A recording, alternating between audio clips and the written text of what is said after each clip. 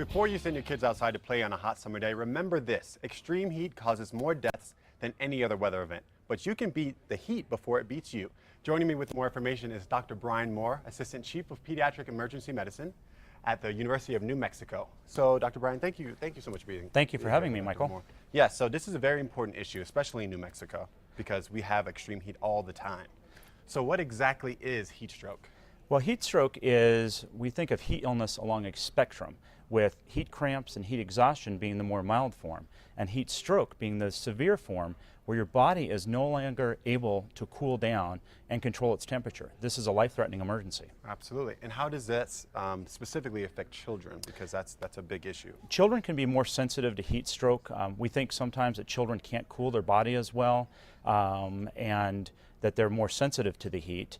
And so heat stroke can lead to seizures, confusion, throbbing headache, and even coma and death. Right. And how do you know when a child is in that danger zone between like just exhaustion or if it's actually being caused by the heat?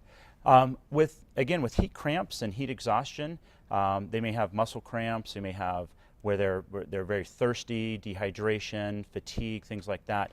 But when we get to heat stroke, the child is no longer able to cool their body. So typically confusion and that throbbing headache we talked about. Right. And we worry about that when the temperature gets up around 104 to 106 degrees. Right. Below that, the body is taking care and doing what it's supposed to do. Okay, so like right now we're kind of in that area of when it gets up there, especially this last week. Right, exactly with the temperatures we've been seeing this last week. Yeah, so in case of emergency that maybe you think your child is in that state, should someone act at home, and try to treat that child, or should they call a doctor?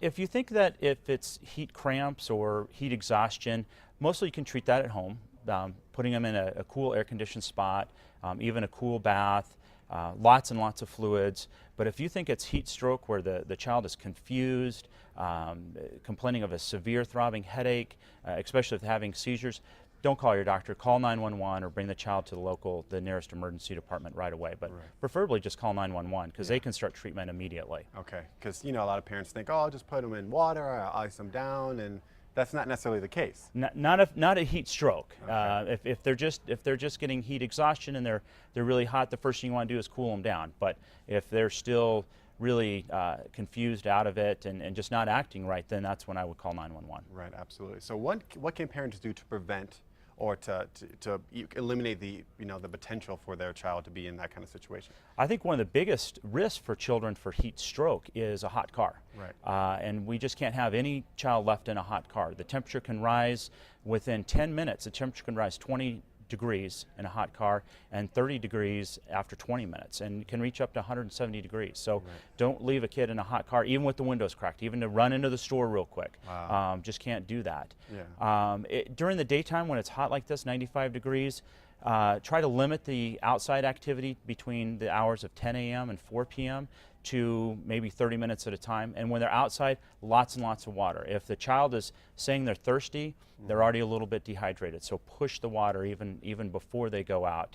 And then absolutely sunscreen when they go outside. Right. I was going to say sunscreen, especially right now. Kids are in summer camp, in the pools and stuff. So it's really important to thank you so much for suggesting all this information, because I bet a lot of parents out there don't know that. Right. So thank you so much, Doctor. Thank you for having me today. Absolutely. Appreciate it. Yes.